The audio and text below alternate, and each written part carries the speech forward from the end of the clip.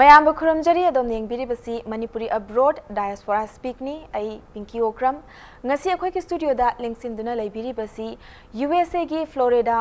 music ꯀꯣꯂꯦꯖꯇ ꯗꯤꯔꯦꯛꯇꯔꯒꯤ ꯐꯝ ꯄꯨꯕꯤꯔꯤꯕ ꯑꯗꯨꯒꯨꯝꯕ ꯃꯤꯁꯛ ꯑꯃꯅꯤ ꯃꯤꯡ ꯑꯣꯏꯅ ꯄꯟꯖꯔꯕꯗ ꯗꯣꯛꯇꯔ ꯁꯨꯔꯦꯟꯗ꯭ꯔꯣ ꯌꯨꯝꯅꯥꯝ ꯃꯍꯥꯛꯀ ꯎꯅꯕꯒꯤ ꯇꯟꯖꯥ ꯑꯗꯨ ꯂꯧꯖꯒꯦ ꯑꯍꯥꯟꯕꯃꯛꯇꯗ ꯑꯣꯖꯥꯕꯨ ꯑꯩꯈꯣꯏꯒꯤ ꯁ꯭ꯇꯨꯗꯤꯑꯣꯗ ꯏꯝꯄꯦꯛ ꯅ꯭ꯌꯨꯁꯀꯤ ꯏꯝꯄꯦꯛ ꯇꯤꯚꯤꯒꯤ ꯃꯥꯏꯀꯩꯗꯒꯤ ꯇꯔꯥꯝꯅ ꯑꯣꯛꯆꯔꯤ ꯑꯣꯖꯥ ꯑꯍꯥꯟꯕꯗ ꯑꯣꯖꯥꯗꯒꯤ ꯈꯪꯖꯅꯤꯡꯕꯁꯤ ꯏꯁꯥꯒꯤ ꯁꯦꯜꯐ ꯏꯟꯇ꯭ꯔꯗꯛꯁꯟ ꯃꯆꯥ ꯑꯃ ꯑꯣꯖꯥꯒꯤ ꯃꯤꯡꯕꯨꯗꯤ ꯑꯩꯅ ꯍꯥꯏꯖꯔꯦ ꯃꯌꯥꯝꯗꯁꯨ ꯑꯣꯖꯥꯁꯦ ꯀꯗꯥꯏꯗꯒꯤꯅꯣ ꯁ꯭ꯀꯨꯜ ꯀꯗꯥꯏꯗ ꯇꯝꯕꯤꯔꯛꯏ ꯀꯣꯂꯦꯖ ꯀꯗꯥꯏꯗ ꯇꯝꯕꯤꯔꯛꯏ ꯑꯗꯨꯒ ꯏꯃꯥ ꯕꯕꯥꯒꯤ ꯃꯤꯡ ꯏꯆꯤꯟ ꯏꯅꯥꯎꯒꯤ ꯃꯔꯝꯗ ꯈꯤꯇꯪ ꯍꯥꯏꯕꯤꯌꯨ ꯑꯩꯒꯤ ꯕꯕꯥꯒꯤ ꯃꯃꯤꯡꯅ ꯌꯨꯝꯅꯥꯝ ꯈꯝꯕ ꯑꯩꯒꯤ ꯏꯃꯥꯒꯤ ꯃꯃꯤꯡꯅ ꯌꯨꯝꯅꯥꯝ ꯑꯣꯡꯕꯤ ꯑꯉꯧꯕꯤ ꯗꯦꯕꯤ ꯑꯩꯅ ꯏꯆꯤꯟ ꯏꯅꯥꯎ ꯃꯌꯥꯝꯒꯤ ꯃꯔꯛꯇ ꯑꯩꯅ ꯈ꯭ꯋꯥꯏꯗꯒꯤ ꯑꯍꯟꯅꯤ ꯑꯩ ꯅꯕꯣꯗꯤꯌꯥ ꯏꯝꯐꯥꯜ ꯏꯁ ꯌꯥꯔꯟꯄꯥꯠꯇ ꯀ꯭ꯂꯥꯁ 6ꯇꯩꯅ 10ꯐꯥꯎ ꯇꯝꯖꯔꯛꯑꯒ ꯀꯛꯆꯤꯡ ꯈꯨꯅꯧꯗ ꯂꯩꯕ JNB ꯅꯕꯣꯗꯤꯌꯥ ꯎꯃꯥꯊꯦꯜꯗ ꯑꯩ ꯃꯤꯅꯤ ꯃꯥꯏꯒ꯭ꯔꯦꯁꯟ ꯆꯠꯂꯒ ꯑꯩ ꯀ꯭ꯂꯥꯁ 12 ꯑꯁꯣꯝꯗ ꯂꯣꯏꯁꯤꯟꯖꯔꯦ ꯂꯣꯏꯁꯤꯜꯂꯕ ꯃꯇꯨꯡꯗ ꯑꯩ ꯗꯤꯜꯂꯤ ꯌꯨꯅꯤꯚꯔꯁꯤꯇꯤꯗ ꯆꯠꯂꯒ ꯑꯩ ꯑꯁꯣꯝꯗ ꯃꯈꯥ ꯆꯠꯊꯔꯛꯑꯦ ꯑꯗꯣ ꯑꯣꯖꯥꯅ USA ꯗ ꯌꯧꯈ꯭ꯔꯤꯕꯁꯦ ꯃꯁꯤꯒꯤ ꯖꯔꯅꯤꯁꯦ ꯀꯃꯥꯏꯅ ꯇꯧꯏ ꯗꯦꯜꯂꯤꯗ ꯆꯠꯂꯒ ꯂꯥꯏꯔꯤꯛ ꯇꯝꯃꯤ ꯃꯗꯨꯒꯤ ꯃꯈꯥ ꯇꯥꯔꯛꯄ ꯍꯥꯏꯕ ꯇꯥꯔꯦꯀꯣ USA ꯗ ꯆꯠꯂꯒ ꯃ꯭ꯌꯨꯖꯤꯛ ꯀꯣꯂꯦꯖ ꯑꯃꯒꯤ ꯗꯥꯏꯔꯦꯛꯇꯔ ꯑꯣꯏꯔꯛꯄ ꯍꯥꯏꯕꯁꯦ ꯊꯕꯛ ꯃꯆꯥꯗꯤ ꯅꯠꯇ꯭ꯔꯦ ꯃꯁꯤ ꯀꯃꯥꯏꯅ ꯌꯧꯔꯛꯈꯤꯕꯅꯣ ꯍꯥꯏꯕꯒꯤ ꯃꯇꯥꯡꯗꯁꯨ ꯍꯥꯏꯕꯤꯌꯨ ꯑꯩꯈꯣꯏꯒꯤ ꯃꯅꯤꯄꯨꯔꯗ ꯂꯩꯔꯤꯕ ꯑꯩꯈꯣꯏ ꯀꯜꯆꯔꯒꯤ ꯑꯣꯔꯒꯅꯥꯏꯖꯦꯁꯟ ꯁꯪꯁꯊꯥꯟ ꯂꯩꯔꯤꯕ ꯃꯌꯥꯝꯁꯦ ꯑꯩꯈꯣꯏ ꯂꯝ ꯆꯠꯄꯅ ꯀꯜꯆꯔꯦꯜꯒꯤꯅ ꯑꯩꯈꯣꯏꯒꯤ ꯑꯣꯔꯒꯅꯥꯏꯖꯦꯁꯟꯗꯨꯒꯤ ꯁꯪꯁꯊꯥꯟꯒꯤ ꯀꯜꯆꯔꯦꯜ ꯇꯨꯞ ꯑꯁꯨꯛ ꯄꯣꯔꯛꯎ ꯄꯨꯡ ꯆꯣꯂꯣꯝꯒꯤ ꯃꯤ ꯃꯥꯄꯜ ꯂꯥꯛꯎ ꯀꯥꯏ ꯍꯥꯏꯕꯗ ꯑꯗꯨꯝ ꯍꯦꯛ ꯆꯠꯄ ꯍꯦꯛ ꯌꯥꯎꯕ ꯑꯗ ꯉꯁꯥꯏꯒꯤ ꯑꯩꯅ ꯅꯕꯣꯗꯤꯌꯥꯗ ꯇꯝꯃꯛꯄꯅꯤꯅ ꯌꯥꯝꯅ ꯉꯥꯡꯕ ꯁꯛꯄ ꯍꯩꯇ꯭ꯔꯒꯁꯨ ꯏꯪꯂꯤꯁ ꯑꯃꯗꯤ ꯍꯤꯟꯗꯤꯁꯦ ꯑꯩꯉꯣꯟꯗ ꯈꯤꯇꯪ ꯈꯔ ꯕꯦꯁꯤꯛ ꯅꯣꯂꯦꯖ ꯂꯩꯕ ꯑꯗ ꯄ꯭ꯔꯣꯒꯥꯝꯁꯦ ꯑꯩꯈꯣꯏ ꯀꯤꯔꯣꯒ꯭ꯔꯥꯐꯔ ꯃꯌꯥꯝꯅ ꯄ꯭ꯔꯣꯒꯥꯝ ꯁꯦꯝꯕ ꯍꯧꯔꯛꯄ ꯀꯥꯟꯗ ꯂꯣꯏꯔꯀꯥꯟꯗ ꯑꯩꯈꯣꯏ ꯔꯦꯁ ꯇꯥꯏꯝ ꯄꯣꯊꯥꯕꯩ ꯃꯇꯝ ꯕ꯭ꯔꯦꯛꯀ ꯂꯧꯕ ꯃꯇꯝꯁꯦ ꯑꯩꯅ ꯁꯥꯔ ꯀꯜꯆꯔ ꯇꯧꯔꯒ ꯑꯩꯈꯣꯏ ꯍꯤꯡꯒꯗꯣꯏꯕꯁꯨ ꯀꯃꯥꯏꯅ ꯍꯤꯡꯒꯗꯣꯏꯅꯣ ꯁꯤꯗ ꯑꯩꯒꯤ ꯀꯥꯟꯅꯅꯕ ꯇꯨꯡꯒꯤ ꯐ꯭ꯌꯨꯆꯔꯒꯤ ꯈꯤꯇꯪ ꯌꯦꯡꯕ ꯌꯥꯕ ꯑꯝꯇꯗꯤ ꯒꯥꯏꯗꯂꯥꯏꯟ ꯇꯧꯕꯤꯌꯨ ꯀꯥꯏꯅ ꯑꯩꯅ ꯍꯥꯏꯕꯁꯦ ꯗꯤꯔꯦꯛꯇꯔꯗꯒꯤ ꯂꯩꯔꯤꯕ ꯄ꯭ꯔꯣꯒꯥꯝ ꯑꯣꯐꯤꯁꯥꯔꯗꯒ ꯑꯩꯅ ꯆꯪꯁꯤꯜꯂ ꯍꯥꯏꯕꯁꯦ ꯏꯕꯨꯡꯉꯣ ꯍꯟꯗꯛꯀꯤꯗꯤ ꯅꯍꯥꯛ ꯑꯩꯈꯣꯏꯒꯤ ꯌꯪ ꯐꯦꯂꯣꯁꯤꯞꯇꯣ ꯐꯪꯉꯕ ꯅꯠꯇ꯭ꯔꯥ ꯑꯩ ꯐꯪꯈ꯭ꯔꯦ ꯁꯥꯔ ꯍꯥꯏꯕ ꯃꯇꯝꯗ ꯁꯦꯅꯤꯌꯔ ꯐꯦꯂꯣꯁꯤꯞꯇꯣ ꯅꯍꯥꯛ ꯐꯪꯅꯕ ꯍꯣꯠꯅꯔꯣ ꯍꯥꯏꯔꯦ ꯃꯇꯝꯗꯨꯗ ꯑꯩꯅ ꯁꯦꯅꯤꯌꯔ ꯐꯦꯂꯣꯁꯤꯞꯁꯦ ꯐꯪꯅꯕ ꯍꯣꯠꯅꯔꯛꯄ ꯃꯇꯝꯗꯨꯗ ꯑꯩꯈꯣꯏꯒꯤ ꯃꯣꯏꯔꯥꯡ ꯊꯣꯌꯥꯗ ꯂꯩꯕ ꯑꯩꯈꯣই ꯃꯥꯏꯔꯦꯝꯕꯝ ꯄꯨꯡꯉꯩꯕ ꯐꯥꯎꯕꯅꯤ ꯑꯣꯖꯥ ꯔꯟꯖꯤꯠ ꯑꯗꯒꯤ ꯑꯩꯈꯣꯏ ꯏꯕꯨꯙꯧ ꯊꯥꯡꯖꯤꯡ ꯃꯃꯥꯡꯗ ꯂꯩꯕ ꯑꯩꯈꯣꯏ ꯃꯥꯏꯔꯦꯝꯕꯝꯒꯤ ꯑꯣꯖꯥ ꯃꯅꯤꯇꯣꯟꯅ ꯃꯈꯣꯏꯁꯤꯗ ꯑꯩꯅ ꯒꯥꯏꯗꯂꯥꯏꯟꯁꯤ ꯂꯧꯔꯒ ꯃꯇꯝꯗꯨꯗ ꯌꯨꯝꯗꯒꯤ ꯆꯦꯡ ꯆꯥꯛ ꯐꯧꯁꯤ ꯄꯨꯔꯒ ꯆꯠꯂꯦ ꯄꯨꯔꯒ ꯆꯠꯂꯒ ꯑꯣꯖꯥꯒꯤ ꯃꯌꯨꯝꯗ ꯊꯥ 3 ꯈꯔ ꯂꯩꯕꯒꯨꯝꯕ ꯊꯥ 2 ꯈꯔ ꯂꯩꯕꯒꯨꯝꯕ ꯑꯗꯨꯃꯥꯏꯅ ꯂꯩꯔꯒ ꯑꯣꯖꯥꯗꯒꯤ ꯄꯨꯡꯑꯣꯟꯁꯤꯡꯁꯤ ꯇꯝꯖꯔꯛꯑꯒ ꯉꯁꯥꯏꯒꯤ ꯑꯩꯅ MSc ꯂꯣꯏꯁꯤꯜꯂꯛꯄ ꯇꯥꯟꯖꯥꯁꯤꯗ ꯃꯈꯣꯏꯅ ꯗꯤꯜꯂꯤꯗ ꯄ꯭ꯔꯣꯒꯥꯝ ꯆꯠꯄ ꯃꯇꯝꯁꯤꯗ ꯑꯩꯉꯣꯟꯗ ꯍꯥꯏꯔꯛꯈꯤ ꯐꯣꯟ ꯅꯝꯕꯔꯁꯨ ꯄꯤꯔꯛꯑꯦ ꯅꯍꯥꯛ MA ꯂꯣꯏꯔ ꯃꯇꯝꯗ ꯑꯩꯈꯣꯏꯗ ꯑꯃꯨꯛꯇꯪ ꯄꯥꯎ ꯐꯪꯍꯜꯂꯣ ꯑꯗꯨꯒ ꯅꯍꯥꯛꯀꯤ ꯍꯦꯜꯞ ꯇꯧꯒꯦꯅ ꯑꯩꯉꯣꯟꯗ ꯍꯥꯏꯔꯛꯄ ꯃꯇꯝꯁꯤꯗ ꯑꯩꯅ ꯈꯨꯗꯣꯡꯆꯥꯕ ꯂꯧꯔꯒ ꯑꯩꯈꯣꯏꯒꯤ ꯔꯤꯄꯕ꯭ꯂꯤꯛ ꯗꯦ ꯆꯠꯄꯒꯤꯁꯤꯗ ꯈꯨꯗꯣꯡꯆꯥꯕ ꯂꯧꯔꯒ ꯁꯥꯔ ꯑꯩ ꯁꯨꯃꯥꯏꯅ ꯇꯧꯅ MA ꯂꯣꯏꯔꯦ ꯁꯥꯔꯅ ꯅꯍꯥꯟꯋꯥꯏ ꯍꯥꯏꯕꯤꯈꯤꯕꯗꯣ ꯁꯥꯔꯅ ꯑꯩꯉꯣꯟꯗ ꯆꯦ ꯑꯃ ꯏꯔꯒ ꯄꯤꯕꯤꯔꯛꯄꯗோ ꯑꯩꯒꯤ ꯋꯥꯔꯕ ꯆꯤꯜꯂꯕ ꯃꯇꯝꯗ ꯑꯩ ꯁꯥꯔꯕꯨ ꯅꯤꯡꯁꯤꯡꯕꯤꯔꯛꯑꯣ ꯑꯩꯒꯤ ꯒꯥꯏꯗꯂꯥꯏꯟ ꯇꯧꯕꯤꯒꯦꯅ ꯍꯥꯏꯕꯗꯣ ꯑꯣꯖꯥ ꯑꯩ ꯀꯥꯎꯕꯤꯔꯕ꯭ꯔꯥ ꯑꯩ ꯆꯦꯁꯦ ꯎꯠꯄ ꯃꯇꯝꯗ ꯀꯥꯎꯗꯦ ꯅꯤꯡꯁꯤꯡꯉꯦ ꯅꯍꯥꯛ ꯑꯩ ꯗꯥꯏꯔꯤꯗꯁꯨ ꯏꯔ ꯊꯝꯃꯤ ꯍꯥꯏꯔꯦ ꯑꯗꯨ ꯑꯣꯏꯇꯥꯔꯒꯗꯤ ꯅꯍꯥꯛ MSc ꯂꯣꯏꯔꯕꯅꯤꯅ ꯅꯍꯥꯛ ꯄꯨꯡꯗꯁꯨ ꯀꯔꯤꯗ ꯂꯣꯏꯔꯦ ꯅꯍꯥꯛ ꯑꯩ PG ꯂꯣꯏꯖꯔꯦ ꯃ꯭ꯌꯨꯖꯤꯛꯇ ꯑꯩ ꯅꯤꯄꯨꯟ ꯂꯣꯏꯖꯔꯦꯅ ꯍꯥꯏ ꯃꯇꯝꯁꯤꯗ ꯑꯗꯨ ꯑꯣꯏꯇꯥꯔꯒꯗꯤ ꯅꯍꯥꯛꯀꯤ ꯆꯦꯁꯦ ꯕꯥꯏꯑꯣꯗꯥꯇꯥ ꯔꯤꯖꯨꯝꯁꯦ ꯑꯩ USA ꯊꯥꯈ꯭ꯔꯒꯦ ꯑꯩꯈꯣꯏ ꯌꯨꯅꯦꯁꯀꯣꯅ ꯑꯃ ꯃ꯭ꯌꯨꯖꯤꯛ ꯀꯣꯂꯦꯖ ꯑꯃ ꯂꯤꯡꯈꯠꯀꯗꯧꯔꯤ ꯑꯍꯥꯟꯕ ꯏꯁꯇꯥꯕ꯭ꯂꯤꯁ ꯇꯧꯕꯁꯤ ꯅꯍꯥꯛꯅ ꯗꯤꯔꯦꯛꯇꯔ ꯑꯣꯏꯅ ꯑꯥꯗ ꯐꯝ ꯑꯣꯏꯅ ꯄꯨꯔꯒ ꯂꯩꯕ ꯌꯥꯒꯗ꯭ꯔꯥꯅ ꯍꯥꯏ ꯑꯩ ꯑꯍꯥꯟꯕ ꯅꯤꯡꯁꯤꯡ ꯃꯥꯡꯖꯤꯡꯅꯩ ꯑꯩ ꯌꯨꯝꯁꯦ ꯊꯥꯗꯣꯛꯑꯒ ꯆꯠꯂꯗ꯭ꯔꯥ ꯑꯩ ꯇꯧꯗꯣꯏꯁꯤꯕꯨ ꯁꯨꯃꯥꯡꯗ ꯄꯨꯡꯉꯩꯕ ꯐꯪꯉꯔꯣꯏꯗ꯭ꯔꯥ ꯑꯩ ꯃꯌꯥꯝꯒ ꯎꯅꯕ ꯏꯃꯥꯟꯅꯕ ꯃꯌꯥꯝꯒ ꯂꯥꯡꯕ ꯐꯪꯉꯔꯣꯏꯗ꯭ꯔꯥ ꯈꯟꯕꯗ ꯑꯍꯥꯟꯕꯗ ꯑꯩꯉꯣꯟꯗ ꯅꯤꯡꯁꯤꯡ ꯃꯥꯡꯖꯤꯡꯅꯕ ꯂꯩ ꯑꯗ ꯑꯩꯅ ꯌꯨꯝꯗ ꯍꯜꯂꯛꯑꯒ ꯑꯩꯈꯣꯏ ꯂꯩꯀꯥꯏꯒꯤ ꯂꯧꯀ꯭ꯔꯥꯛꯄꯝ ꯀꯀꯥ ꯏꯕꯣꯆꯧꯕꯗ ꯍꯥꯏ ꯀꯀꯥ ꯑꯩ ꯁꯨꯃꯥꯏꯅ ꯇꯧꯅ ꯑꯩ ꯊꯕꯛ ꯈꯜꯂꯦ ꯑꯥꯗ ꯆꯠꯇ ꯌꯥꯗ꯭ꯔꯦ ꯑꯩ ꯆꯠꯅꯤꯡꯗꯦ ꯀꯃꯥꯏꯅ ꯇꯧꯅꯤ ꯍꯥꯏ ꯀꯥꯟꯗ ꯏꯕꯨꯡꯉꯣ ꯄꯨꯡꯉꯩꯕꯁꯤ ꯅꯪ ꯂꯝꯕꯤꯗ ꯅꯪ ꯑꯦꯛꯁꯤꯗꯦꯟ ꯊꯣꯛꯑꯦ ꯈꯜꯂꯣ ꯑꯗꯩ ꯇꯨꯁꯜꯂꯦ ꯈꯜꯂꯣ ꯅꯪ ꯅꯈꯨꯠ ꯑꯃ ꯇꯦꯛꯄꯗ ꯅꯈꯣꯡ ꯑꯃ ꯐꯩꯕꯗ ꯅꯪ ꯄꯨꯡꯉꯩꯕ ꯌꯥꯒꯗꯕ ꯅꯠꯇꯦ ꯑꯗꯨꯅ ꯇꯣꯂꯣꯞ ꯑꯁꯤ ꯇꯤꯟ ꯇꯥꯗꯕꯅꯤ ꯆꯠꯂꯣ ꯑꯁꯣꯝꯅ ꯕꯦꯁꯅꯤ ꯍꯥꯏꯔꯦ ꯑꯗꯒꯤ ꯑꯩꯁꯦ ꯋꯥꯈꯜꯁꯦ ꯈꯟꯕ ꯂꯩꯕ ꯃꯇꯝꯁꯤꯗ ꯑꯩ ꯀꯀꯥꯁꯤꯅꯁꯨ ꯑꯩꯁꯦ ꯂꯝꯖꯤꯡ ꯂꯝꯇꯥꯛꯄꯤꯕꯅꯤꯅ ꯉꯁꯥꯏꯒꯤ माना मो संगाई एक्सप्रेस की एडिटर मणिपुरी एडिशन की खोमदान काका खोगेन दो जिगा अमु तानारे काका खोगेन जयना सजेशन मैम पीबीरे पीबीजगी ngasai talak ngasai अखोई मतमददि ngasai jet niar फाउद्रगदि यूनिवर्सिटी द कॉलेज द ओजा ओइबा यादि हाइबगी रूल दि लेरमदेबा मखोई मेमोरेंडम ऑफ एसोसिएशन जिदा ओनली ngasai डॉक्टरेट क्वालिफाई ओइगदबनी ना हाइरकपा अदा मतमजिदा अमेरिका दा थागिउ ची था अमा लेकान अयुमदा अमु हले ना के थबक तो यारे ना हले अदुना ना आदा लैबदा नंग अखोइना लैयो हाइबा मफमदा लैबा यादन ऑफर फॉर्म अमजु थारे आइना इसाना याजरे आई तोलोपि आई कैन खंजब लैते मणिपुर की अखोई कल्चर जिंगजे असोमदा एक्सपोज तोरगा उलगा आई मयामना खंगलगा आई फेमस ओइबा पामी अना आई खलगा असोमदा चखिबने अदुमाइना अदो ओजाना हजिकता हाइबिखिबा चलमदाइदा आई सिबु सुमांगदा पुंग येबा फंगरोइद्रा हाइबगी निंजिंग मांजिंग तौगिबदो मदो आदा यूएसए दा चलबा मतुंगदा पुंगसे अदुमक सात्रदा ताकपनी खंगदे और अतोपा एनी अतोपा थबक अमदा लेपा लैतना अदुम पुंग येबसे फंगबिखिब्रा कमाइना तवे असोमदा लाइबा सात्रजिंग यामना खोगिदी डिपार्टमेंट खुदिंगी यामदि हांगदी हांगगा ngसागी खोगी कल्चर की मणिपुर कल्चर की जे खितंग खरा वाबा हाइतारे मामदि कम्युनिकेशन गैप लेबिनैना मणिपुर मचाजिंग पुसलो आदा ngसागी सोइनारकद्रा मिंग इबदि हेन हाइरोइद्रा नत एप्लीकेशन इबा हितबा आदा खो स्टाफ थबो यावेबा सोइबा हाइतारे अदुना खितंग क्वालिफाई ओइबा मी ओइना पुसिलगा आदा खोइ पुना थबक तौमिननबगी पांदम जैना थमगा आदा मी 70 मुक्ति पुसनजे अदो आई आदा लैबा मतमददे पुंगे जे फंगदमिना आई ngसागी परफॉर्मेंस ति हंददनमनिना आई पिरिबो क्वार्टर दुदाई अदुम इसाजे साजेन तरो चोंग फनबा दगी ओजा म्यामना फोंबिरम लाइरिक्से आई पारगा आदा अदुम लेले मतमजे अदगी समटाइम्स मरमक्ता आदा खोगी स्कोन चप्पो कांगु ले खोई हरे कृष्ण निंगबो कांगु जिंग ले अदगी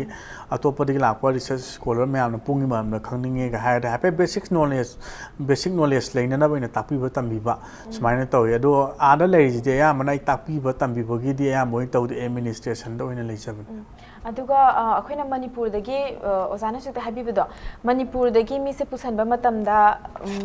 वा लोन फाउनद्रगदी हाइबगी पाखतपा अमसु लैरि केकन हाबदा मिसे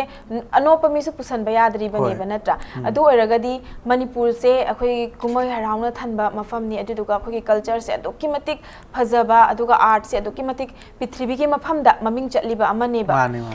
अदुगुंबा मतमसिदा ख्वाइदगी दरकार ओइरिबसे हौजिकसे पुंगथिनबा अमा ओइरो नत्रगा इसै सकपा अमा ओइरो एनी मार्शल आर्ट तमीबा खुदसा हैरबा मयामसे मखोइसिना मपान चटपदा हुजि ख्वाइदगी दरकार ओइरिबसे करिनेना हाइना खनबी असेंबदी खोगी मपालम चपदा दरकार ओइजिदि खै लोली फाउना बंगमबा आइना तौरिबा थबकसे मयामना तापा ngamba अदगी आइना पुंगम मेरे पुंगवनजि सि ओजाजि हांगतक्ता लेरमनि निंथौ हांगतक्ता लेरमनि सिगी तानजिना अदुगी ओजादना सेममबनि हाइबा खोगी हयें सिम्नोसिस इबा नंगसागी आइना प्रोडक्शन ग्रांड अमा खोगी फॉरेनदगी ओइबयाय फॉरेनगी खोगी फॉरेन फंडिंग ओइबयाय लौनिंग तारागदि ngसागी इसाजी यामना ऑलरेडी एक्सपर्ट ओइबम चंगेबा निगोंदा मपान तांगबगी महुता सिम्नोसिस इसाना इबा हेगदबनि प्रोजेक्ट इसाना साबा हेगदबनि सी मयामजे हाइत्रगदि ngसागी आदजु ngसागी खोइना लैरिबा डिपार्टमेंट जिंगदुना अतोपा फॉरेन फंडिंग पामदना अखोई दरकार से एप्लीकेशन थारकपजी आदा सिम्नोसिसो अखोई कमाइना इरकपनो हाइबदी आदा लेजे फॉरेनी अमेरिकानी मैतै मचा अमना संस्थान अमना रेजिस्टर बॉडी अमना अखोई सुमाइना फंड पिबियो ना हाइपो मतमजिदा आदा लेरिबा अखोई स्टाफ लेरिबा मयामदना अखोई लेरिबा बीसी खंगदे अदगी ओएस खंगदे लेरिबा मयामदना इन डिटेल अमु खंगनबम चंगेबा सी खंगनबा ngamba मीदो अखोइना आदा क्वालिफाई ओइबा मीने लौए दो हुजिकती मणिपुर यूनिवर्सिटी लेराबनिना आयामना जो अखोइ लोली जिति कसु वानिंगाई ओइद्रे हानानि यूनिवर्सिटी दा अखोइ डांस डिपार्टमेंट हापमदबने लाइबो फबदि हाइगद्रा अखोइ डांस डिपार्टमेंट जे हापकपदैदि एजुकेशन जे अखोइ कंपलसरी ओइराबनिना हुजिकपोंकी ओइनादि थाइनगी लोंदा हाइतारे अखोइ फादर ओइ हांगतकी मतमदि लाइरिक्से याउदबा हाइतारे अदो हुजिकती अखोइ लोंगा अखोइ लेंग जे अखोइ बेस जे हुजिकती लाइरिक्से बेसिक फाउंडेशन खगा यावराबनिना वानिंगाई कई मोइत्रे होजिकती वानिंगाई ओइत्रे बनता अदुगा ओजादा मथांग हांजनिंग बसी ꯑꯩꯈꯣꯏꯒꯤ ꯑꯥꯗ ꯂꯩꯔꯕ ꯃꯇꯨꯡꯗ ꯍꯥꯏꯕ ꯇꯥꯔꯦꯀꯣ ꯀꯔꯝꯕ ꯃꯈꯜꯒꯤ ꯃꯍꯩꯔꯣꯏꯁꯤꯡꯁꯤꯅ ꯍꯧꯖꯤꯛꯀꯤ ꯐ꯭ꯂꯣꯔꯤꯗꯥ ꯃ꯭ꯌꯨꯖꯤꯛ ꯁ꯭ꯀꯨꯜ ꯑꯣꯖꯥꯅ ꯍꯧꯖꯤꯛ ꯂꯩꯕꯤꯔꯤꯕꯁꯦ ꯁꯤꯗ ꯀꯔꯝꯕ ꯃꯈꯜꯒꯤ ꯃꯍꯩꯔꯣꯏ ꯂꯥꯛꯏ ꯑꯗꯨꯒ ꯀꯔꯝꯕ ꯃꯇꯝ ꯃꯣꯏꯁꯦ ꯅꯨꯃꯤꯠ ꯈꯨꯗꯤꯡꯒꯤ ꯂꯥꯛꯄ ꯀꯣꯂꯦꯖ ꯑꯣꯏꯅ ꯇꯧꯕ꯭ꯔꯥ ꯅꯨꯃꯤꯠ ꯈꯨꯗꯤꯡꯒꯤ ꯀꯥꯔꯒ ꯇꯧꯕ ꯅꯠꯇ꯭ꯔꯒ ꯃꯈꯣꯏꯒꯤ ꯚꯦꯀꯦꯁꯟ ꯃꯇꯝꯒꯨꯝꯕꯗ ꯇꯧꯕ ꯑꯗꯨꯒꯨꯝꯕ ꯑꯣꯏꯕ꯭ꯔꯥ ꯀꯔꯝꯅ ꯇꯧꯏ ꯔꯦꯁꯤꯗꯦꯟꯁꯤꯌꯦꯜꯅꯤ ꯑꯥꯗ ꯂꯩꯔꯤꯁꯦ ꯃꯔꯝꯗꯤ ꯂꯟꯗꯟꯒꯤ ꯀꯦꯝꯕ꯭ꯔꯤꯖ ꯌꯨꯅꯤꯚꯔꯁꯤꯇꯤꯗꯒꯤ ꯂꯥꯛꯄ ꯌꯥꯎꯋꯤ ꯕꯔꯂꯤꯟ ꯌꯨꯅꯤꯚꯔꯁꯤꯇꯤ ꯖꯔꯃꯅꯤꯗꯒꯤ ꯂꯥꯛꯄ ꯌꯥꯎꯋꯤ ꯌꯨꯅꯤꯚꯔꯁꯤꯇꯤ ꯑꯌꯥꯝꯕꯁꯤꯗ ꯂꯩꯔꯤꯕ ꯃꯌꯥꯝꯁꯤꯗ ꯉꯁꯥꯏꯒꯤ ꯃꯥꯒꯤ ꯗꯥꯟꯁ ꯗꯤꯄꯥꯔꯠꯃꯦꯟꯒꯤ ꯍꯥꯏꯇꯥꯔꯦꯅꯦ ꯖꯒꯣꯏ ꯏꯁꯩꯕꯨ ꯄꯥꯝꯖꯕ ꯁꯨꯝꯕ ꯀꯜꯆꯔꯒꯤꯕꯨ ꯅꯨꯡꯁꯤꯕꯤꯕ ꯑꯌꯥꯝꯕ ꯁ꯭ꯇꯨꯗꯦꯟꯁꯤꯡꯅ ꯑꯥꯔꯇꯤꯁꯁꯤꯡꯅ ꯂꯥꯛꯑꯒ ꯑꯥꯗ ꯔꯤꯁꯔꯁ ꯋꯥꯔꯛ ꯑꯣꯏꯅ ꯆꯠꯊꯔꯒ ꯃꯥꯒꯤ ꯗꯣꯛꯇꯔꯦꯠ ꯗꯤꯒ꯭ꯔꯤꯗꯣ ꯐꯪꯅꯅꯕ ꯑꯣꯖꯥ ꯑꯃ ꯁꯨꯄꯔꯚꯤꯖꯟ ꯑꯃꯒꯤ ꯃꯈꯥꯗ ꯑꯗꯨꯃꯥꯏꯅ ꯔꯤꯁꯔꯁ ꯇꯧꯔꯒ ꯂꯩꯕꯅꯦ ꯑꯗꯨꯒ ꯃꯊꯪ ꯈꯪꯖꯅꯤꯡꯕꯁꯤ ꯃꯅꯤꯄꯨꯔꯗꯒꯤ ꯑꯣꯏꯅ ꯍꯥꯏꯇꯥꯔꯦꯀꯣ ꯃꯣꯏꯁꯦ ꯀꯔꯝꯕ ꯑꯥꯔꯠ ꯐꯣꯝꯅ ꯍꯦꯟꯅ ꯃꯈꯣꯏꯅ ꯇꯝꯅꯤꯡꯉꯦ ꯄꯨꯡ ꯂꯩꯔꯦꯀꯣ ꯑꯗꯨꯒ ꯑꯣꯖꯥꯅ ꯍꯥꯏꯕꯤꯈꯤꯕꯗ ꯃꯥꯔꯁꯦꯜ ꯑꯥꯔꯠꯁꯨ ꯂꯩꯁꯤꯗ ꯃꯍꯩꯔꯣꯏꯁꯤꯡꯁꯤꯅ ꯈ꯭ꯋꯥꯏꯗꯒꯤ ꯄꯥꯝꯕ ꯈ꯭ꯋꯥꯏꯗꯒꯤ ꯇꯝꯅꯤꯡꯕꯁꯦ ꯀꯔꯤ ꯑꯣꯏ ꯃꯅꯤꯄꯨꯔꯗꯒꯤ ꯐꯖꯕꯗꯤ ꯄꯨꯡ ꯆꯣꯂꯣꯝꯁꯤ ꯌꯥꯝ ꯐꯖꯩ ꯃꯈꯣꯏꯅ ꯌꯦꯡꯕꯗꯁꯨ ꯌꯥꯝ ꯂꯥꯏꯕ ꯃꯥꯟꯕ ꯌꯩꯕ ꯍꯦꯛꯇ ꯍꯩꯒꯗꯧ ꯃꯥꯟꯕ ꯑꯗ ꯑꯣꯖꯥ ꯑꯩꯗꯤ ꯁꯨꯃꯥꯏꯅ ꯇꯧꯔ ꯃꯅꯤꯄꯨꯔꯒꯤ ꯇ꯭ꯔꯦꯗꯤꯁꯅꯦꯜꯒꯤ ꯃꯅꯨꯡ ꯆꯟꯕ ꯑꯩ ꯄꯨꯡꯁꯦ ꯑꯩ ꯅꯣꯂꯦꯖ ꯈꯤꯇꯪ ꯂꯩꯕ ꯄꯥꯝꯃꯤꯒ ꯍꯥꯏꯕ ꯃꯇꯝꯗ ꯑꯩꯈꯣꯏꯅ ꯇꯥꯛꯄꯁꯦ ꯃꯁꯤꯗ ꯃꯈꯣꯏꯁꯦ ꯉꯝꯗꯦꯕ ꯈꯨꯠꯁꯤ ꯆꯠꯄ ꯉꯝꯗꯦ ꯈꯨꯠ ꯈꯠꯄ ꯉꯝꯗꯦ ꯈꯨꯠ ꯊꯥꯕ ꯉꯝꯗꯦꯕ ꯇꯕ꯭ꯂꯥ ꯑꯣꯏꯇꯥꯔꯒꯗꯤ ꯏꯂꯥꯏ ꯂꯥꯏꯅ ꯃꯈꯣꯏꯗ ꯌꯥꯝ ꯏꯖꯤꯂꯤ ꯑꯗꯨꯝ ꯉꯝꯃꯦ ꯑꯗꯨ ꯃꯈꯣꯏꯅ ꯑꯌꯥꯝꯕꯅ ꯄꯥꯝꯃꯤꯁꯦ ꯑꯩꯈꯣꯏ ꯊꯥꯡꯒꯤ ꯂꯩꯇꯦꯡ ꯍꯥꯏꯕ ꯑꯗꯒꯤ ꯊꯥꯗꯕ ꯑꯗꯒꯤ ꯑꯩꯈꯣꯏ ꯊꯥꯡ ꯌꯥꯟꯅꯕ ꯑꯗꯨꯝꯕ ꯃꯥꯔꯁꯦꯜ ꯑꯥꯔꯠꯁꯤꯗꯗꯤ ꯃꯈꯣꯏ ꯌꯥꯝ ꯈꯣꯏꯗꯥꯏ ꯂꯣꯏꯅꯅ ꯑꯩꯈꯣꯏ ꯖꯒꯣꯏ ꯔꯥꯁꯁꯤ ꯑꯥꯗꯁꯨ ꯌꯥꯝ ꯈꯣꯏꯗꯥꯏ ꯑꯗꯨꯕꯨ ꯑꯩ ꯑꯣꯖꯥꯃꯛꯇꯤ ꯑꯥꯗ ꯔꯤꯒꯨꯂꯔꯗꯤ ꯂꯧꯗ꯭ꯔꯦ ꯑꯩꯈꯣꯏꯅ ꯀꯔꯦꯁꯄꯣꯟꯗꯦꯟ ꯑꯣꯏꯅ ꯂꯧꯕꯅꯦꯕ ꯖꯒꯣꯏ ꯔꯥꯁꯁꯤ ꯄꯥꯝꯗꯤ ꯄꯥꯝꯃꯒꯁꯨ ꯉꯁꯥꯏ ꯃꯈꯣꯏꯁꯤ ꯁꯣꯂꯣ ꯄꯥꯔꯐꯣꯔꯃꯦꯟꯁꯇꯅ ꯑꯌꯥꯝꯕ ꯄꯥꯝꯃꯤ ꯀ꯭ꯔꯤꯁꯅ ꯕꯤꯁꯥ ꯑꯗꯩ ꯗꯁ ꯑꯕꯁꯇꯥꯔ ꯁꯨꯝꯕꯗꯅ ꯑꯌꯥꯝꯕ ꯄꯥꯝꯃꯤ ꯆꯥꯂꯤ ꯁꯥꯕ ꯁꯨꯝꯕꯗꯅ ꯑꯌꯥꯝꯕ ꯑꯣꯏꯅ ꯄꯥꯝꯃꯦ ꯃꯈꯣꯏ ꯂꯩꯔꯤꯕ ꯐꯣꯔꯦꯟꯒꯤ ꯑꯩꯈꯣꯏ ꯁ꯭ꯇꯨꯗꯦꯟꯁꯤꯡꯁꯦ ꯑꯗꯨꯒ ꯑꯣꯖꯥꯅ ꯄꯨꯡꯁꯦ ꯄꯥꯝꯕꯤꯔꯛꯄꯁꯦ ꯑꯣꯖꯥꯅꯁꯨ ꯍꯥꯏꯗꯅꯀꯣ ꯃꯤꯁꯦ ꯃꯈꯜ ꯌꯥꯝ ꯂꯩ ꯃꯅꯤꯄꯨꯔꯗ ꯃꯁꯥꯒꯤ ꯄ꯭ꯔꯣꯐꯦꯁꯟ ꯑꯣꯏꯈꯤꯕ ꯄꯨꯡꯁꯦ ꯊꯤꯜꯂꯒ ꯂꯨꯍꯣꯡꯕ ꯃꯇꯝ ꯅꯠꯇ꯭ꯔꯒ ꯃꯤ ꯂꯩꯇꯕ ꯃꯇꯝꯁꯤꯗ ꯊꯤꯠꯂꯤꯕ ꯃꯌꯥꯝꯁꯦ ꯑꯣꯖꯥꯅ ꯄꯨꯡ ꯊꯤꯟꯕ ꯍꯥꯏꯕꯁꯦ ꯃꯥꯒꯤ ꯃꯁꯥꯒꯤ ꯃꯅꯨꯡꯗꯒꯤ ꯄꯥꯝꯖꯕ ꯑꯃ ꯌꯥꯎꯔꯒ ꯌꯩꯔꯛꯇꯣꯏꯅꯦꯕ ꯄꯨꯡ ꯌꯩꯕ ꯃꯤ ꯑꯃ ꯍꯦꯛꯇꯅ ꯌꯩꯅꯤꯡꯕ ꯅꯠꯇ꯭ꯔꯒ ꯑꯩꯅ ꯄꯥꯝꯗ꯭ꯔꯒꯗꯤ ꯑꯩ ꯄꯨꯡ ꯌꯩꯒꯦ ꯍꯥꯏꯕꯁꯦ ꯑꯩ ꯅꯣꯡꯃꯇ ꯈꯜꯂꯛꯑꯣꯏꯕ ꯑꯗꯣ ꯑꯣꯖꯥꯅ ꯄꯨꯡ ꯌꯩꯕꯒꯤ ꯁꯨꯃꯥꯏꯅ ꯑꯃ ꯑꯣꯏꯒꯦ ꯅꯠꯇ꯭ꯔꯒ ꯑꯃ ꯇꯧꯒꯦꯅ ꯈꯜꯂꯛꯏꯁꯦ ꯆꯍꯤ ꯀꯌꯥ ꯁꯨꯕꯗꯒꯤ ꯀꯔꯝꯅ ꯈꯜꯂꯛꯈꯤꯕꯅꯣ ꯑꯗꯨꯒ ꯑꯍꯥꯟꯕ ꯑꯣꯏꯅ ꯀꯔꯝꯕ ꯃꯇꯝꯗ ꯄꯨꯡꯁꯦ ꯌꯩꯕ ꯍꯧꯔꯛꯈꯤ ꯏꯝꯕꯣꯜ ꯀ꯭ꯋꯥꯂꯤꯇꯤ ꯈꯔ ꯌꯥꯎꯕ ꯍꯥꯏꯇꯥꯔꯦ ꯑꯩꯈꯣꯏ ꯃꯩꯇꯩ ꯃꯆꯥꯁꯦ ꯑꯌꯥꯝꯕꯅꯁꯨ ꯄꯣꯛꯂꯛꯄꯗ ꯑꯉꯥꯡꯒꯁꯦ ꯑꯩꯈꯣই ꯇꯥꯗꯤꯡ ꯍꯥꯏꯕꯗ ꯈꯨꯠꯁꯦ ꯑꯗꯨꯝ ꯀꯣꯟꯕꯅꯤ ꯖꯒꯣꯏ ꯑꯗꯨꯝ ꯁꯥꯕꯅꯤ ꯈꯔ ꯑꯗꯨꯝ ꯀꯩꯅꯣ ꯃꯥꯒꯤ ꯀꯩꯅꯣꯁꯦ ꯑꯗꯨꯝ ꯂꯩ ꯇꯦꯂꯦꯟꯁꯦ ꯈꯔ ꯂꯩꯕꯅꯦ ꯑꯩꯗꯤ ꯑꯉꯥꯡ ꯑꯣꯏꯔꯤꯉꯩ ꯃꯇꯝꯗ ꯑꯩꯈꯣꯏ ꯐꯥꯗꯔꯁꯦ ꯄꯨꯡ ꯌꯩꯕꯅꯤꯅ ꯃꯤ ꯃꯌꯥꯝ ꯄꯨꯡ ꯇꯝꯕ ꯂꯥꯛꯑꯦꯕ ꯑꯗ ꯑꯉꯥꯡ ꯂꯥꯏꯔꯤꯛ ꯇꯝꯕ ꯍꯦꯛ ꯍꯜꯂꯛꯑꯒ ꯑꯩꯅ ꯄꯨꯡ ꯇꯝꯕ ꯃꯅꯥꯛꯇ ꯍꯦꯛ ꯆꯪꯁꯤꯟꯕ ꯑꯗꯩ ꯍꯦꯛ ꯇꯥꯕ ꯑꯗꯒꯤ ꯑꯩꯈꯣꯏ ꯕꯕꯥꯁꯤꯅ ꯅꯪꯕꯨ ꯂꯥꯏꯔꯤꯛ ꯄꯥꯎꯁꯨ ꯌꯥꯗ꯭ꯔꯅꯦ ꯍꯥꯏꯕꯗ ꯑꯩꯅ ꯂꯥꯏꯔꯤꯛ ꯄꯥꯔꯦ ꯀꯥꯏ ꯍꯥꯏꯕ ꯉꯁꯥꯏ ꯂꯥꯏꯔꯤꯛ ꯑꯗꯨꯗꯤ ꯉꯁꯥꯏꯒꯤ ꯌꯨꯝꯗ ꯇꯥꯛꯄꯤꯅꯕꯁꯨ ꯂꯩꯔꯛꯇꯦ ꯑꯩꯉꯣꯟꯗ ꯏꯃꯥ ꯐꯪꯉꯤ ꯐꯤ ꯁꯥꯗꯅ ꯑꯗꯒꯤ ꯆꯥꯛ ꯊꯣꯡꯉꯒ ꯑꯗꯨꯝ ꯌꯨꯝꯒꯤ ꯊꯕꯛ ꯏꯃꯨꯡ ꯃꯅꯨꯡꯗꯗꯤ ꯌꯥꯝ ꯍꯩꯕ ꯕꯕꯥꯁꯨ ꯂꯥꯏꯔꯤꯛꯁꯤ ꯀꯌꯥꯕꯨꯗꯤ ꯌꯧꯔꯛꯇꯕꯅꯤꯅ ꯉꯁꯥꯏꯒꯤ ꯑꯩꯈꯣꯏꯗ ꯂꯥꯏꯔꯤꯛꯀꯤ ꯃꯔꯝꯗ ꯇꯥꯛꯄꯤꯅꯕꯁꯤ ꯈꯔ ꯋꯥꯠꯂꯛꯑꯦꯕ ꯋꯥꯠꯂꯛꯄꯅꯤꯅ ꯉꯁꯥꯏ ꯄꯨꯡ ꯂꯣꯝꯗ ꯑꯗꯨꯝ ꯆꯪꯁꯤꯜꯂꯛꯄꯗꯒꯤ ꯇꯤꯆꯔ ꯗꯦꯒꯨꯝꯕ ꯇꯧꯕ ꯑꯗꯒꯤ ꯆꯤꯜꯗ꯭ꯔꯦꯟ ꯗꯦꯒꯨꯝꯕ ꯇꯧꯕ ꯃꯇꯝꯗꯨꯗ ꯑꯩꯁꯦ ꯑꯗꯨꯝ ꯁ꯭ꯀꯨꯜꯒꯤ ꯐꯪꯁꯟ ꯈꯨꯗꯤꯡꯒꯤ ꯄꯨꯡ ꯑꯗꯨꯝ ꯌꯩꯕ ꯍꯧꯔꯦ ꯀ꯭ꯂꯥꯁ 2 ꯀꯥꯕ ꯑꯗꯨꯋꯥꯏꯗꯒꯤ ꯑꯗꯨꯝ ꯄꯨꯡ ꯌꯩꯕ ꯍꯧꯔꯦ ꯑꯗꯒꯤ ꯑꯗꯨꯝ ꯄꯨꯔꯥ ꯑꯣꯏꯅ ꯍꯩꯈꯤꯗꯅ ꯑꯗꯨꯝ ꯗꯥꯟꯁ ꯑꯦꯀꯥꯗꯃꯤꯗ ꯗꯤꯄ꯭ꯂꯣꯃꯥꯒ ꯇꯝꯃꯒ ꯄꯤꯖꯤꯒ ꯂꯣꯏꯁꯤꯜꯂ ꯃꯇꯨꯡꯗ MSc ꯐꯤꯖꯤꯛꯁ ꯖꯦꯅꯔꯦꯜ ꯂꯥꯏꯟꯗꯒ ꯂꯣꯏꯁꯤꯜꯂ ꯃꯇꯨꯡ ꯑꯗꯒꯤ ꯍꯧꯖꯤꯛꯀꯤ ꯗꯣꯛꯇꯔꯦꯠ ꯑꯣꯅꯔꯦꯔꯤ ꯗꯣꯛꯇꯔꯦꯠꯁꯦ ꯀ꯭ꯋꯥꯂꯤꯐꯥꯏ ꯑꯣꯏꯔꯕ ꯃꯇꯨꯡꯗꯒꯗꯤ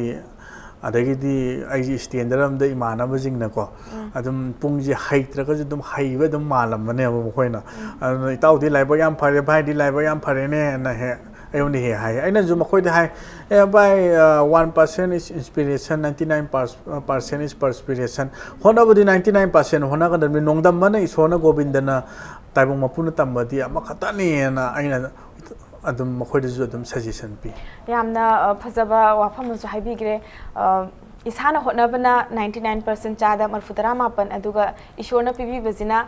ꯆꯥꯗ ꯑꯃꯅꯦ ꯑꯗꯣ ꯑꯣꯖꯥꯅ 99% ꯑꯃ ꯍꯣꯠꯅꯈꯤꯕꯗꯨꯅ ꯉꯁꯤ ꯁꯤꯒꯤ ꯃꯐꯝꯁꯦ ꯌꯧꯔꯛꯏꯅꯦ ꯍꯥꯏꯕ ꯑꯃꯁꯨ ꯍꯥꯏꯕꯤꯔꯤ ꯑꯗꯨꯒ ꯑꯣꯖꯥ ꯕ꯭ꯔꯦꯛ ꯑꯃꯈꯛꯇꯪ ꯂꯧꯖꯒꯦ ꯕ꯭ꯔꯦꯛꯀꯤ ꯃꯇꯨꯡꯗ ꯑꯣꯖꯥꯅ ꯐꯤꯖꯤꯛꯁꯇ MA तौर ए हायरगा कमाइना पुंगजिगा अनिसे कमाइना मैनेज तौगे हाबगी मतंगदसु वारी साखिगनी अतेन ब्रेक अमा खतंग लौजगे इम्पैक्ट न्यूज़ पु मियंग तादना लेबी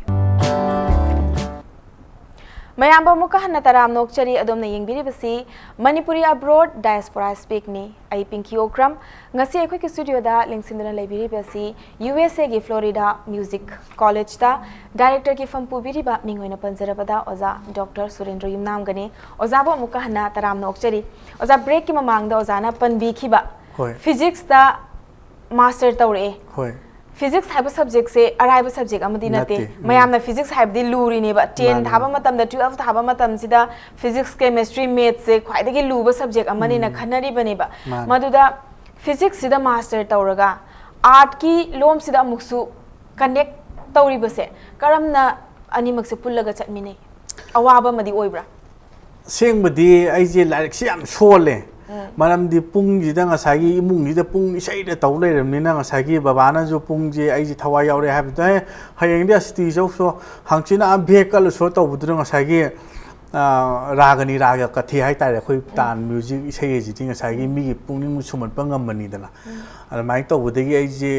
लाइक से पूरा सोनग्रबने फेल ओइदिदंगा खाकपने बाइजे क्लास 10 दगजे नजगी ना 6 काप मतम जो मार्क से खितंग फंगगा पास मार्क चले बाइजे अरे ओजाजिंग न जो नगांग मंगमदब नबोदियार लई मतम जिता अंगांगजे पुंग न अखोई लाइक नतबा अखोई एजुकेशन नतबा अखोई कल्चर द जुमाजे थवा यावे अमा नत्रगा अमा दे सोइदन ngमगिनी माजे स्टेज 5 ओइदे अरिगे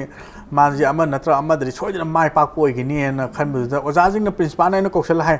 नंग 10 पास तोबुंग मरोनी नंग न माइ तौरिदुबो पुंग दु खगा थादोने लाइक तो थवा यावरोने हायको मतमजिदा ओजाई अमदी ओइनब चतब यादे न हाय फरे फरे अदु तारे आई नखोइदा आई पपलर कोई ओजा मोइबगी नौंदा हाइबम थोपा एडवाइस तिन कोइने पीजे हाइरे अरेदि क्लास 12 तगिदि आइजे स्वाइ मतांगि दैजे मार्क्स फंगौदगदि सोइदना फरक तारने नैजे पुंगी लंबीजे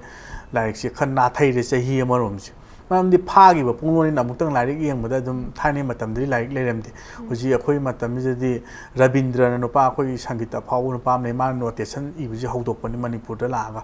कोइ पुंगलोनि कमाइ इरगे ताल मात्र कमाइ इरगे अदा ओजाजिंग ना इगि लगिद्रबा खोराइ ओजासे इपुसे खोदि तोखोना खोंद लेबा ओजा बबुचाव अदगी मोइरांगी ओजा रंजित अदगी ओजा मणितोन होय मखोइ म्यामजिदा इ पुंगलोनि खरा तंबा याबा तंबा मतुंगदा आइजे लाइक लोमदा ओनजनदगदि आई 12 सु फेल होयनी लोइना आइजे मतम लेमबोइना अखोइगी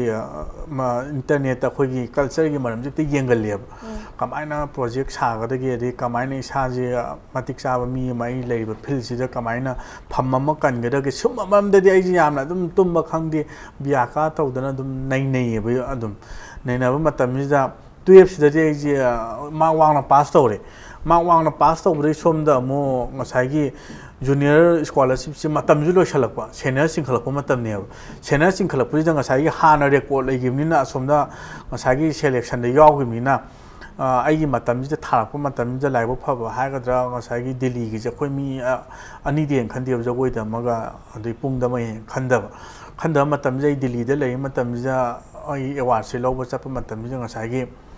आयोन मो खुदों चाब चांस अमा हेक पीबा हाइतारे ना कल्चर गी लमदजु यामना स्टेज ता याम उल्ले अदगी ट्रुप लीडर ओइदनजु याम चले अदुना नंग क्वालिफाई ओइननबा कोई डॉक्टरेट तो क्वालिफाई ओइननबा तौरोने हाइप मतमजिदा आई को यूनिवर्सिटी ममिंग दि पंजागी चीनाने जियान यूनिवर्सिटी नि आई चाइनीज टाइपे दा चप मतमदा असोमदा जुआनना कोइगी असिस्टेंट प्रोफेसर खंगना ग्रेजुएशन दिल्ली असोमदा तमगा एमएजे सोमदा तम चपनेबा मतम जाइन कल्चर की सोम असोमदा म्यूजिक खंगदे टीचर दे तोप खंगदे देगी चिल्ड्रन दे तोप खंगदे म्यूजिक से आइन अदुम उटपाई परफॉर्मेंस से अदुम उटपदेदि ngसाई मखोय आददि खो सीसी गाइन लेरी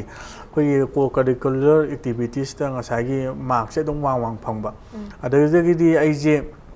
मांगबा तारे आई सोमना सोम चलदि यारो ना लाइक सिदा मु माइजे ओनजले attention पीरे attention pibudagi adu makphoto first semester ga jai lan mangamda fail oibani physics da ai pamna physics da onjan majida adu bu fail oiramni first semester da back chab dai di kan honaro ko na hai dai di ai jagoi wakhan to khare sei wakhan to khare pungi wakhan to khare nang sungsoi soidana nang aphawba mi ma famous popular oiba mi ma oiba ngamna ba nang foundation yam link da ya de nang na to guriba na na culture da chatninga gaju ngasai larik ta ngasai nang ME ama loisan da ga di nang university da oja oi ba phangoi na harap da gi ai je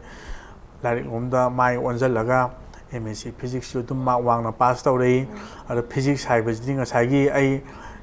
pung isai ga ja mai le nei ai na pung ji da tabla ji da manau ji da tang lo tha ma ta mai vibration sound ji kamai to si physics da dum yaw ro bane vibration sound kadai bu sakani kadai bu yau ta ni frequency ha si kadai bu le gi gai ji science da ga da mari le na ri ba si ji aduna ai physics se ai yang wa na hona ja da na isa na ju physics yam pam ja ba subject oi ba atai gi subject te gi science na ai marks yang wang he na phangye ba ada manipur university da ai maming ri panjar oja khara na hai na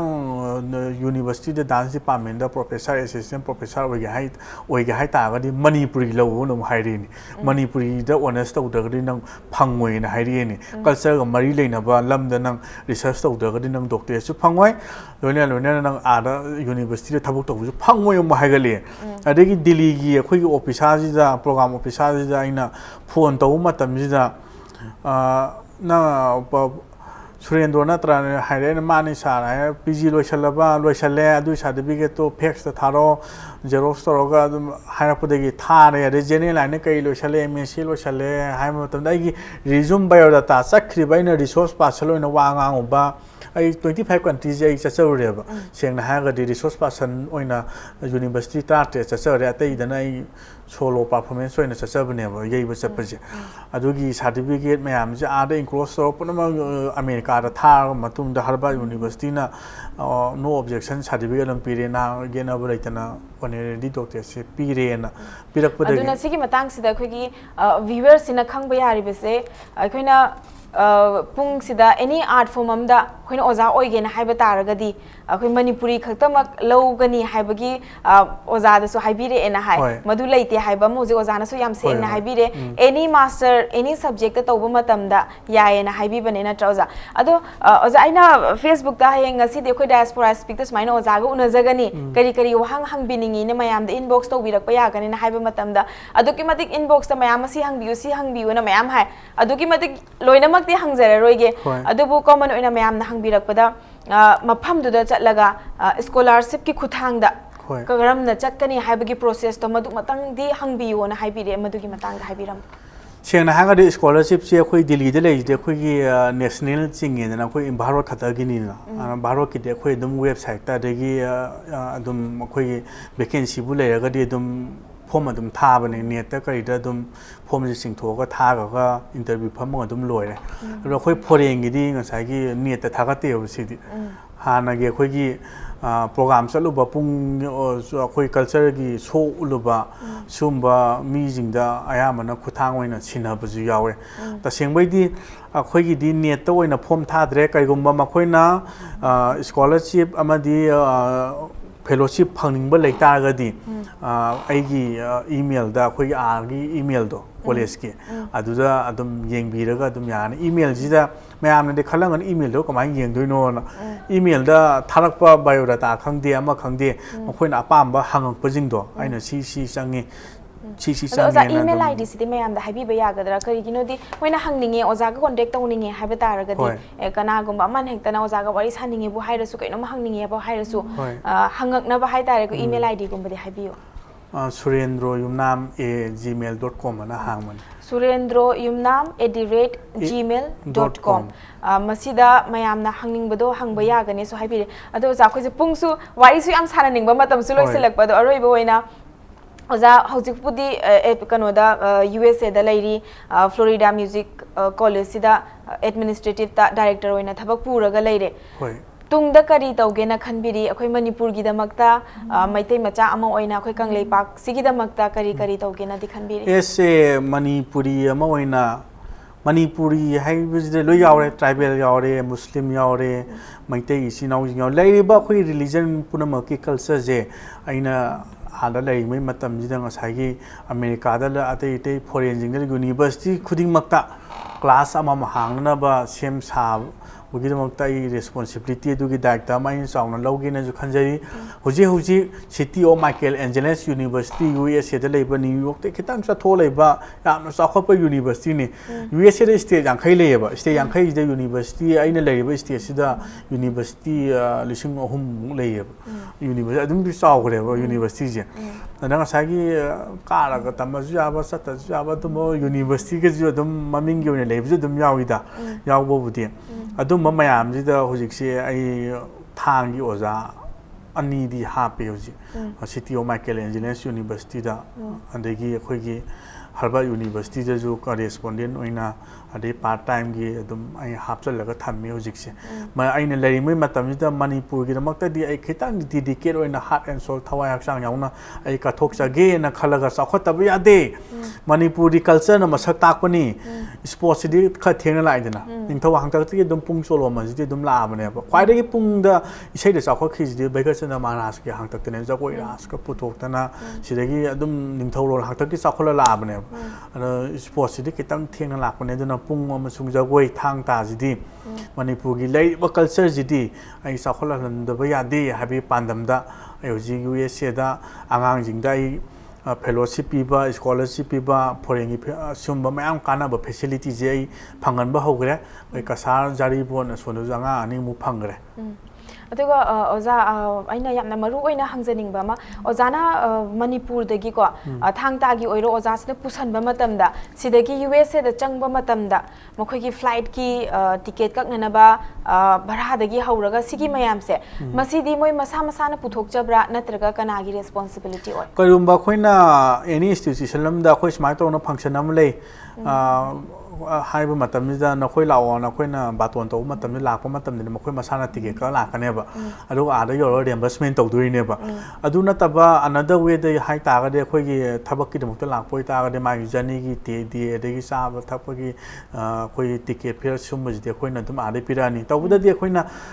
नुमित सिबु मनुंग दे योरकदबनी हाइबम दे हाइने मोनदा सि मनुंग दे योरकता तागदे खोइना penalty पीबा न मतम खरगी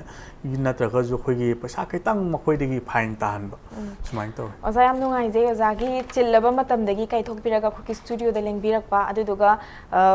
पुंग सिगी मतंगदा art सिगी मतंगदा कमाइना fellowship फंगनी अदुगा Karamba subject तमगदी करी करी तौबया हाइबगी मतंगदु सुमे आमा अखोइदा knowledge पिबिबा अदुगा मपांदा करमना चटकनी हाइबगिसु ओजाना यामना सेंगना हाइबिरे होय अखोइगी audience ना खंगनिंगबा मयामदा पुंखाय अमा सिददी अखोइना फुलफिल तौबा ngamjade madugi damakta ngakpigani adubu ozana hujik haibiriba akhoi culture se chawkhalhange prithibigi leiriba mayam sida akhoi masak taklamge haina ozana थबक से पाखत के खनबीरिबा मयाम दो सुसोय सोयदना पाखत पिरगा मणिपुर की दमकता अफबा तौबो ओइबिरो हाइबसे हाइजगे दुगा अखोगी इंपैक्ट टीम की इंपैक्ट टीवी की टीम दगी सोजाना लेंबिरपगी दमकता हन्ना हन्ना थागतचरी मसिनी ngasi डायस्पोरा स्पीक की एपिसोड अखोगी डायस्पोरा स्पीक से यामना तांगनु पुथोकजबा episode नि अदुबु मथंग सुसोय सोयदना यामना इकुई कुइदना हाइबे तारे सुसोय सोयदना हंजरकनी मतम अदुपुक्तदी काइननबा याथंग पिबिरसी